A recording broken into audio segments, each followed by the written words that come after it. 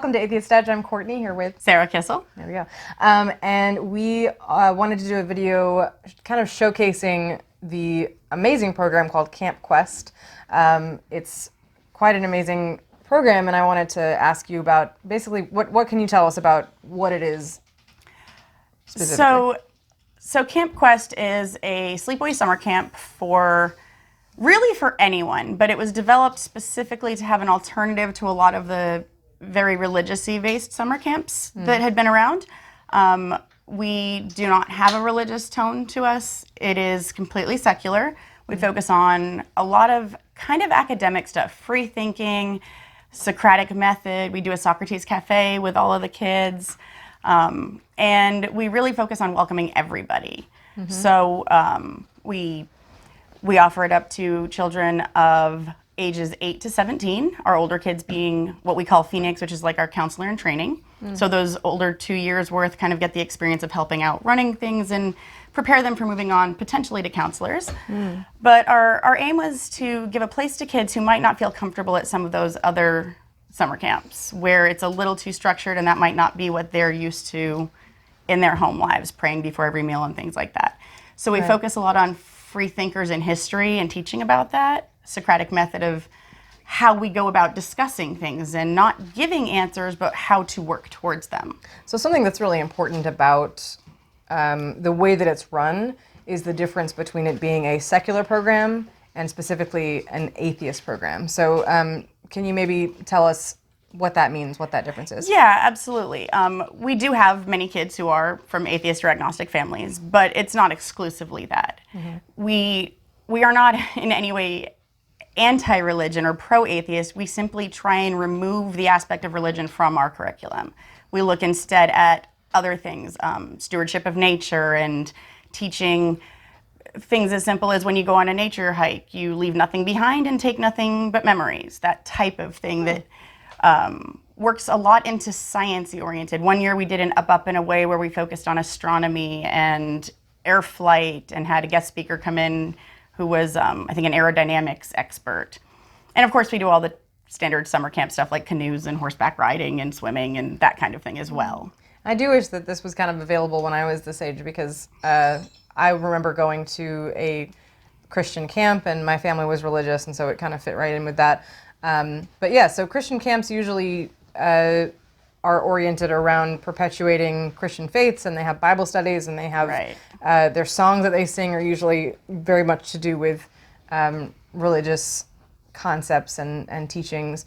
And so I don't know, is there any, I have heard that people will go sometimes and kids will walk away not even realizing that most of the people are atheists or that, you know, it's run by atheists, and so it does seem to very much stick to that message of we are secular and not atheist content. Absolutely. If the topic comes up, we address it in whatever the most appropriate way is. You know, we will answer academic questions if we can, but basically it's just not a topic we work with there. We redirect to other things.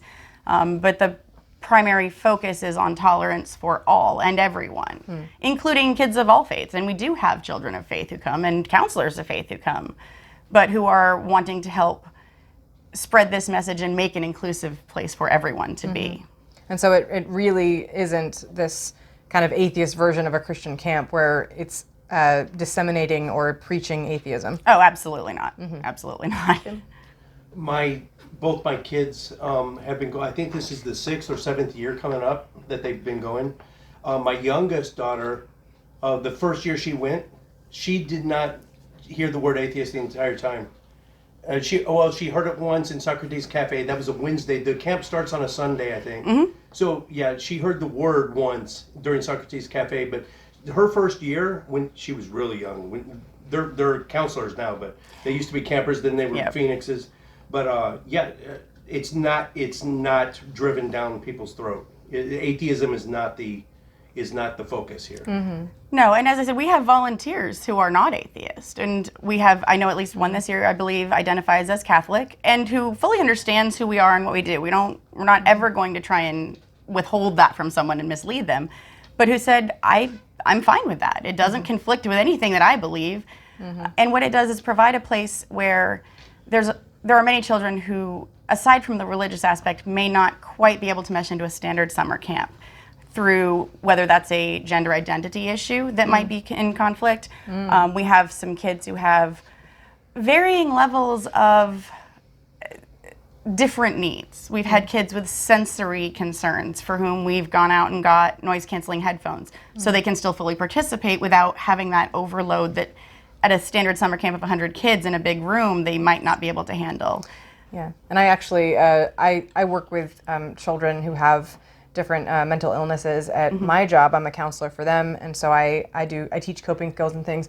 Yes. But a big part of what I do is I'm part of ARD meetings for children at schools, which basically looks at what their needs are and finds ways to accommodate their needs in the school so that they're not disrupted by their symptoms.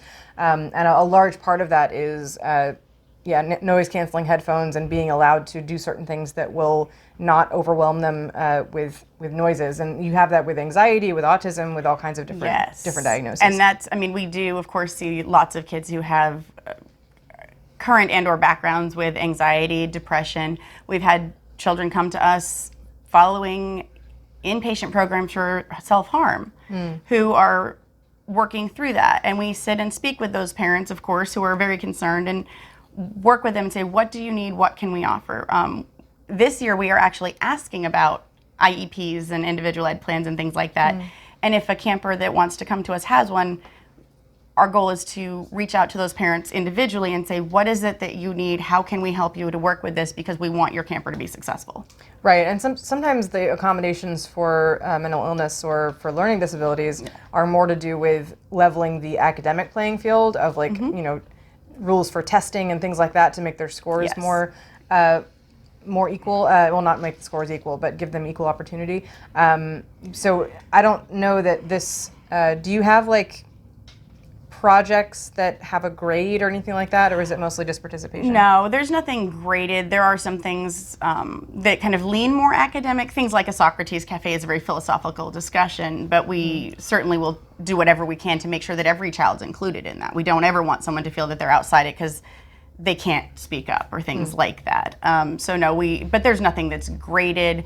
We do have some who we've gotten requests from parents and said, sometimes my kid just needs to step back for a few minutes and they just need a couple of minutes of their own. So we work really hard with our counselors and our staff to make sure they understand that hey, if we're gonna say this activity, we're gonna sit in a group in a circle and talk. If a camper says, I wanna do this activity, but I really just wanna sit at that table about 5 feet away and listen, that's fine. Yeah. And what we find is that very often, by the time that activity's gone on for a little while, they're gravitating closer and closer, and they integrate themselves by the end of it. The other thing I think that sets us apart, and at the last time we have looked, we are the only sleepaway camp in Texas that offers a gender-inclusive cabin. Ooh. It is entirely voluntary. It is something we started a couple of years ago and had amazing success with. We have both campers and volunteers who identify any number of ways across the gender spectrum. Some identify as trans, some identify as non-binary, and some are in the process of figuring that out. And camp has provided a place for them to come and have 1 week where they can be whoever they want to be. And some have found that was really, really important for them because they discovered that's what they wanted. Others have come and thought and tried that out and said, you know what? I'm not sure that's really my thing. But we provide that opportunity for them so that there isn't do I have to pick being a girl or being a boy? Right. We want everyone to be who they are. And what we found in the gender inclusive cabins is that we did have some identify specifically as female or male. We had some who were trans, we had some who were non-binary, and we had many who said, do I have to pick a label? And we said, of course not. Yeah. Of course not. And we are very, very lucky to also have some staff who have experienced that kind of transition and going through that, so are a great resource for information on it. And we were, of course, the first year we did this, very attentive to making sure that cabin was well staffed and that we checked in. And what we found is that the interest has just grown on that one. And so we've never stressed that we need to be tolerant of everyone. It is simply that we welcome everyone. And the children have, in my experience, I've not yet seen a camper come up and say, I don't understand what that is. Tell me about that. Usually the kids kind of respond with, who are you? Your name's Taylor. Hi, Taylor. I'm Billy. Let's go play. And that's pretty much the end of it. Yeah, there is, I do see a lot of like adults imposing their own biases and views onto children and like their own perspective of how children should be and what kind of toys they should play with and all those things. Right. And it can be really surprising for our most, especially adults, to kind of wrap their heads around the concept that like children who are extremely young can kind of deviate from the gender spectrum or the gender binary on their own. And it's not something that comes out of, you know, exposure to media or movies or whatever. It's not very well represented in media anyway. But, you know, it is interesting that like sometimes people are like, oh, well, they've just been brainwashed into that. But what's interesting is if you open the door for children to express themselves in whatever way they want to, you are going to find a huge spectrum. And, you know, of course, I've seen the questions. They're all over the internet, and some have been addressed to us. Well, how do I explain to my 8 or 9-year-old that this person is a boy but dresses in girls' clothes? And the answer is, I mean, in my experience, you don't. Yeah. You don't have to explain. Kids don't ask. They just roll with it, get to know a person, and if you don't make it an issue, it's not an issue. Yes, and that's a huge point, is that a lot of the time, the only time that children will think it's an issue is that comes from adults imposing that issue onto them. And also, especially when you deal with gender issues, orientation issues, it's when they're young children, the only way it would ever be like about sex in any way is again coming from the adults. And that's really unfortunate that like, you know, children come into those things as they feel comfortable, as is appropriate for themselves, and sometimes it's earlier or later than what adults think it should be. But orientation and, or well, not orientation, but gender and all these kind of spectrums have nothing to do with sexuality. Right. And so it's really confusing for adults, but for children, they're just like, oh, it's this way, cool, you know, and yeah, they're very accepting. And one of the things that we start from day one with our staff and the staff trainings, and it carries through, is preferred pronouns. You know, and this year we're actually, what we had happen is that some of the staff and many of the campers on their own wanted to identify what those were just to help everyone to get it correct. And we're handwriting it on their name tags, and it became very difficult. So this year I think we're just we had talked about going with just a little band, like a piece of paper you could slip at the bottom of your name tag, and we haven't even decided what colors, and we haven't even addressed that yet, but it'll basically be something where it could change throughout the week. But when you look at a person's name badge, you'll have an instant understanding of what their preferred pronouns are. And that can change throughout the week. Right. So for example, one idea we had just to try and keep it as neutral and non-specific as possible is to use black, gray, and white, so that there is no blue or pink or anything. So if someone has a gray band, we are referring to them as them, they, their. I see. And, very cool. Or they could choose to go back to she or he or whatever their comfort level is. And the ability to change that throughout the week, but not have to make a huge announcement of, I'm changing this. It's just something that you can glance and see what their preferred is. Right, and that is a much more discreet way, too, of not having to announce it to everybody and, you know, notify the whole staff and have a whole conversation. Right, exactly. That's awesome. I love it so much. So you mentioned something, the Socrates Cafe, I think you said. So tell us what that is. So Socrates Cafe is a program. There's a number of books on it. People can go out and do as much research as you want. But what it is, in effect, the way we run it is a group of campers, and we varied a little over time as to whether we do all age inclusive or how many kids. And with too many kids, it kind of becomes a little bit chaotic. But a Socrates Cafe is a place where we either put out an idea or let the kids generate an idea. The example that first pops to mind is it ethical to eat animals? And there are adults there, obviously, for supervision and to kind of help control, but this is an entirely camper-run thing where they raise their hand and we kind of keep a list of who wants to comment next. And you say what you have to say, and ideally you end with another question, and then the next person picks it up. And they go around and try to see, where can we come to consensus? Where are we opposed? And it can be on any topic out there. That one just happens to come to mind because it's the first one I got to attend when I first went to camp, and I thought it was very interesting to hear not only the beliefs, but the reasons and the thought process it leads to, and things like that. So we try to do that with all of our campers. And at the younger ages, it can be a little chaotic. I'm not sure they all fully understand what we're going for, but with a little bit of guidance, they get there. And you have these amazing conversations that I think so many adults wouldn't believe kids are capable of. Yeah, and that's a very good point. Absolutely are. They are able to have these conversations among themselves. And if it peters out and kind of comes to a stopping point, an adult may step in and say, okay, well, let's go back to that statement you made a few minutes ago.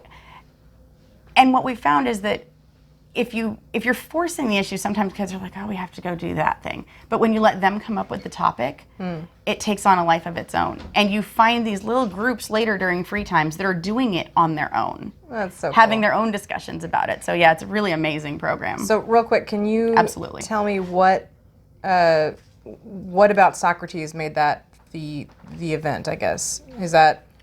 Do you know why it's called that? The Socratic method of the asking questions, asking the leading questions, never telling someone what to think or what to say, but asking the question of what comes next. So cool. Okay. Right. And we do, try to give them a little bit of intro on why we're doing it and why it's called that. But I mean, with limited time, we can't get into the entire history of Socrates either. Right. But we do try to give them some understanding. And by the older ages, it becomes just some amazing conversations and amazing insights coming out of these kids. So it looks like you have an audience member. Back to the awesome conversations kids can have. Especially what I liked about it is the Ask an Adult Anything panel. Because you can make some great questions and conversations. And Absolutely. it can work with either the age groups, the olders or the younger kids. It doesn't matter. That's so cool. Yeah. So that is another program we do. We do an Ask an Adult Anything. And in the past, we've separated this kind of by an older group and younger group, just, again, to help keep it controlled. And also their questions tend to be very different. What we found is a lot of kids don't want to raise their hand and ask a question. So we've now come up with a drop box at the beginning of the week that anyone can anonymously go slip a question in. And we've gotten some silly questions like, how much is in your bank account? Which actually came up with some crazy answers. But we very carefully select, our programming staff very carefully choose usually 3 to 5 staff members who offer to come and be the ones answering these questions. And there are, of course, some parameters, and we don't let it get crazy out of hand. But you get questions from some of the older kids like, how do you know when you're in love? And you get a spectrum of answers from adults. And what we want to do is give kids an opportunity to ask that question, anonymously or otherwise, that you might not feel comfortable asking your mom or dad. Or maybe you don't really want to ask your health teacher that. Or things that you didn't even know you had that question until something else was just asked. And so our stance on that is that obviously as volunteers, if there's ever something you're uncomfortable answering, you never have to answer. But we try to be as honest and factual, and sometimes that answer is, I don't know, we're going to have to look that up because I don't have an answer for you, but it's a great question. And that's such a good point too of the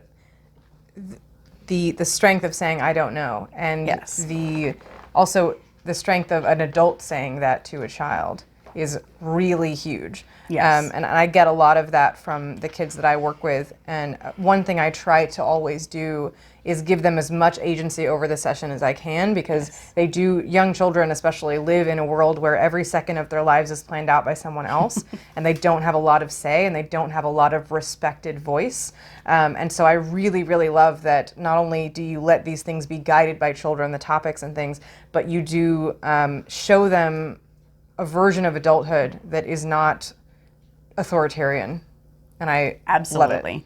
And just, you made me think of this when you said, the guided by and planned out for them. So one of the programs we've done in the past, and we tailor it a little bit because you can't kind of do the same one every year, because too many kids start to learn about it and then tell the little kids, and it kind of ruins the game. But one of the things we do is a focus on how do we know things? What makes us know something? How do you know that something is real? So, of course, with the younger kids especially, a quick answer that you usually get is, well, because I can see it.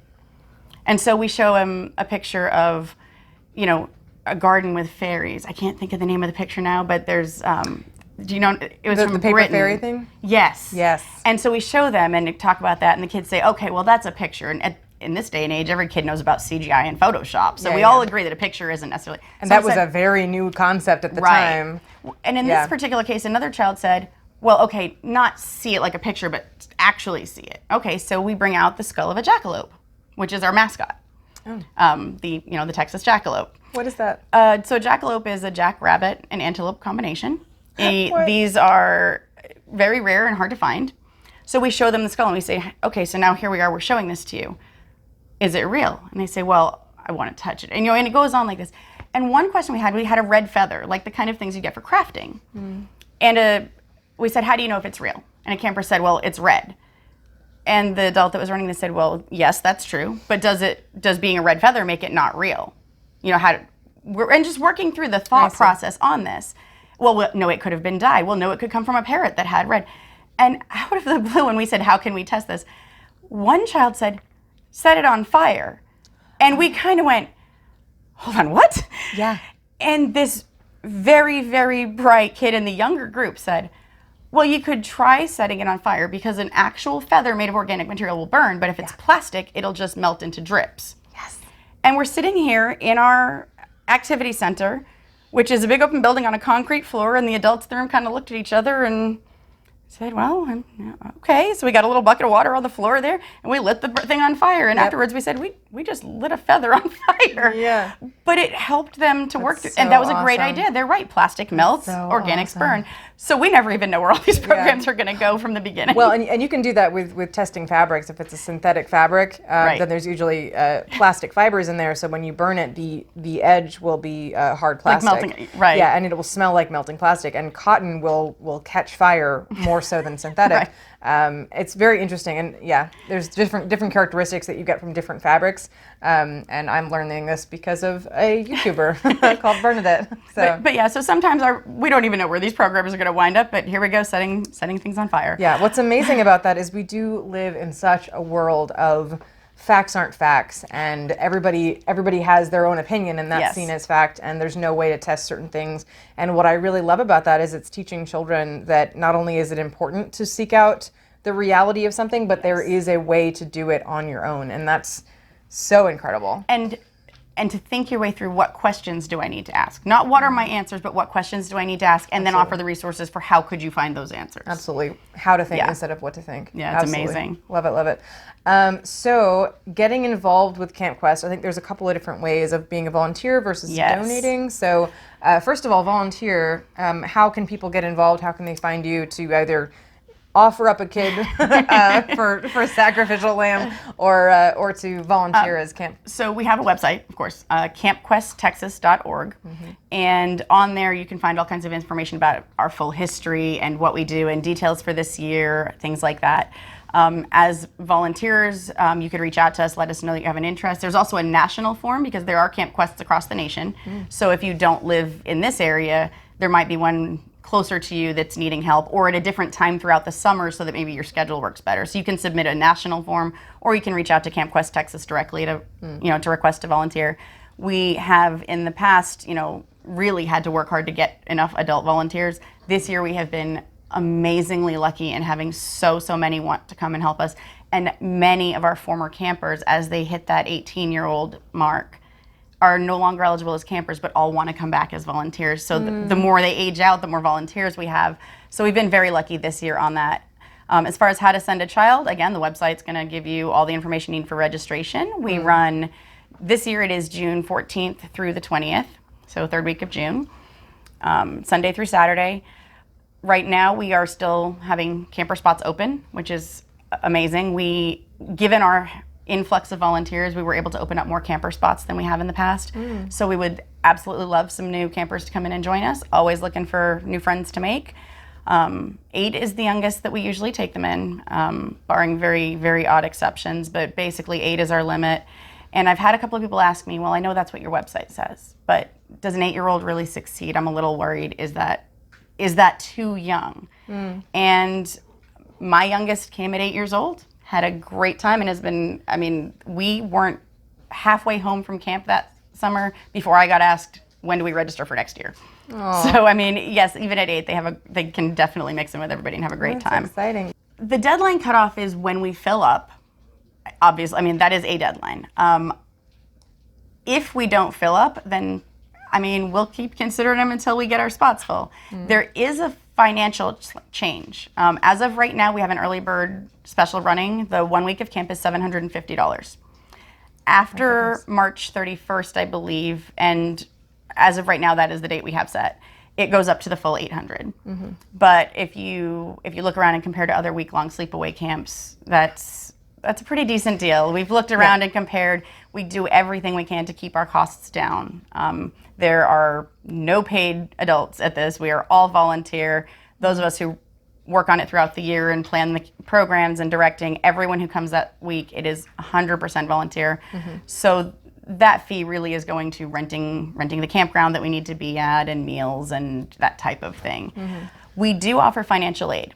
And this is huge because we know that, you know, as low as we can try and keep the costs, not all families are going to be able to make that. Some families just don't have that kind of money to spend on really an extra. Some have multiple kids, like in my case, where I'm trying to bring 5 kids to camp, and that's an awful lot. So we do offer financial aid, and that is a place this year that we're struggling. We have never in the past had to turn someone away based on financial aid. We have always been able to make that.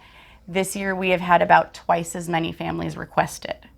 And so we are struggling to figure out how to resolve that. Of course, if you register for camp and you put your $100 down payment there and request financial aid, if we're not able to meet it, of course you get a full refund. But that gives back the money you've put into it, but that does nothing to alleviate, you know, a camper who's anxious to come to camp and can't.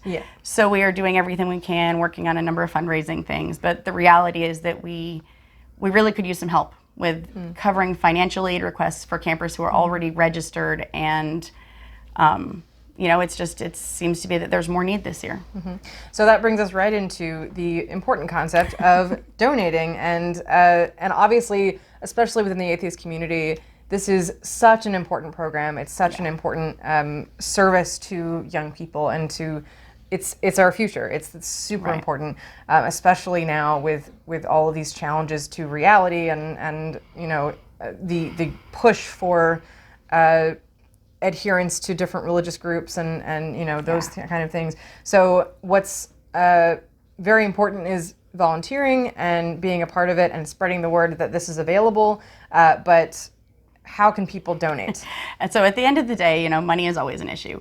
On our website at campquesttexas.org, we have a donate button. And it is as simple as you can go on there and you can donate in any amount you like. We have a PayPal option if you don't want to just put in credit card info.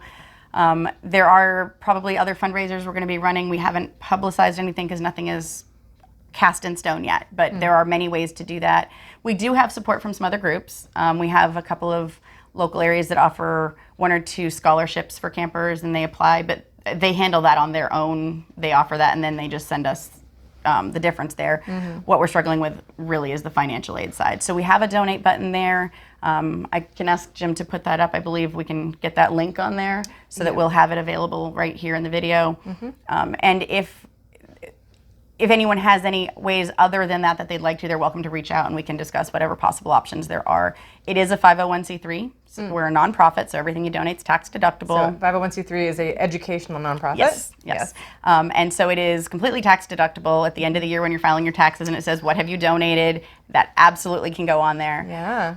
Additionally, we have always put together and are still working on the details of our program, so haven't got it yet there, an Amazon wish list. In which you can go onto our Amazon wish list, see the things that we need to help run camp, and that's an easy way you can just, you know, help support us by buying a couple of the needed items. If, like me, you have an Amazon card that racks you up some Amazon points, you can even use those. It doesn't take money out of your pocket. And it will deliver it directly to our location, so that, I mean, that's a simple way to do it. But there's a number of different ways we can do this. Anyone interested in other ideas or who would like to sponsor a camper independently or things like that, or is more than welcome to reach out. We're pretty much open to any ideas that'll help us get these kids to camp. Yeah. Well, thank you obviously so much for the work that you're doing, and I have wanted to look into being a volunteer for something like that because it's really incredible, and especially me being in a field that works with children now, I do feel a lot more comfortable around children than I used to. So I think I I love it. I'm in love with it. So, Yeah, I started this, my first year I heard about it, I enrolled my younger two kids who were at the time the ones most interested in going. And as we got closer, I was at an event where there were some of the other organizers and I started chatting and someone said, hey, you should consider volunteering. And now from this side of it, I see why. It was probably like, we're desperate for people. Yeah. And I chatted it up and I went and I said, okay, I can do a week of time. And that first week, that sealed the deal. And since then, my husband and I and all 5 of our kids we're every year. We run, and now as an assistant director, it's not just a week in the summer, but throughout the year planning and organizing, and it kind of takes over your life if you let it. So it's definitely impactful. It's probably the most impactful thing I think I've done with my life. And it is something extremely worth doing. Yeah, we kind of have a herd because my nephew came with us last year and he is in Rhode Island. So they don't actually have a Camp Quest very close to him. There's some closer than Texas, but because of what we were doing and me being involved, we got him down here, and this year I believe I will have him and my younger nephew and niece. So yeah, I'm bringing 8 of them. Nice. Yeah, it becomes a family ordeal. Very nice. Yes. And it's something that I wish was available when I was a kid. It took me so long to find the skill of critical thinking and to really shift the way that I was looking at the world. And it was very much not an option for me until I was in late college and in a science bachelor's program. And so because of that, there's a very specific, privilege level that a lot of people don't get to learn about critical thinking, to learn about Socratic questioning, and to really think for yourself. Yes. That's what college is supposed to be, but depending on your major or the school you go to, it is not something you learn, even at that level. So it's incredibly important, and I'm so glad that this is something that's available to children who may or may not end up, going takes for you to get this kind of education. And honestly, it's really what we should have public education include is critical thinking. Absolutely. And Absolutely. all of these things. It's so important. So thank you so much again for coming on and telling us about it. And thank you for having us and helping us out. Yeah, and thanks obviously for the work that you do. I'm so excited about it. So are we. We are gearing up for it and getting ready. All right, well, thank you. Endorsed by Atheist Edge. We love them. Thanks.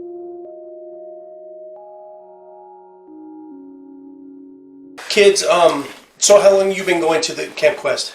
3 years. 3, both of you? Last year was our 3rd year. This will be our 4th year. This will be 4th coming up. Because I started when I was 8 and now I'm 11. Wow. And what age do you become, it's not CIT anymore, what's it called? Phoenix. Phoenix is, when do you? 16, I think. 16. 16, 17. So you planning on doing that too when you get to that age? What activities specifically do you look forward to? Archery, since I've done Ooh. 28 hours of it. Wow. I mean, Just at camp. all of them. My oldest daughter loves the archery too. All of them? Really? I don't know which one I look. Pretty fair. Probably horses. I like horses. The horse riding. Horses or maybe. What's that ropes course too? That looks fun. That looks like something I'd love to do. That's not a specific activity as much as just something that we do as cabins. It's all different rope activities. It's way high in the air though, right? That's our old location. Oh, that's the old location. Oh, sorry. Yeah, that's our old location. That was called Flaming Arrow. Yeah, that was down that was in the West other one. Texas, yeah. Oh, okay. Yeah. So we're up near Possum Kingdom Lake. Yep. Yeah. They don't have a ropes course, do they? Not as cool as that one. Tons of other They have a activities trust though. course, but not a ropes course. Oh, really? Cool. Well, what other activities do you guys like? I like canoeing. And I see, oh man, I don't know who it is that is the photographer, but we get, the parents love to get photos. And so at the end of each camping day, here comes a ton of photos. I love to see them. And the coolest are, well, the dance is cool. And then the astronomy, like when the telescope's out. Yeah, that's really cool. Those are cool. Yeah. Yeah, our photographer's name is April. I'll Yeah. give her Oh, yeah? a shout out. She is amazing. And in the off season, she is instrumental in helping us with fundraising too. Oh, that's awesome. Yeah, we were at a restaurant that we go to after all the directors and directors' kids, and get a notification on my phone, and there was 2,000 some odd pictures of all the camp stuff that she had posted in the group. It was insane. And And the parents eat that up. You got that. definitely. They love that. Hey, Okay. so do the kids. Oh, yeah. They're good pictures. It's awesome. All right. Thanks so much, guys. Yep.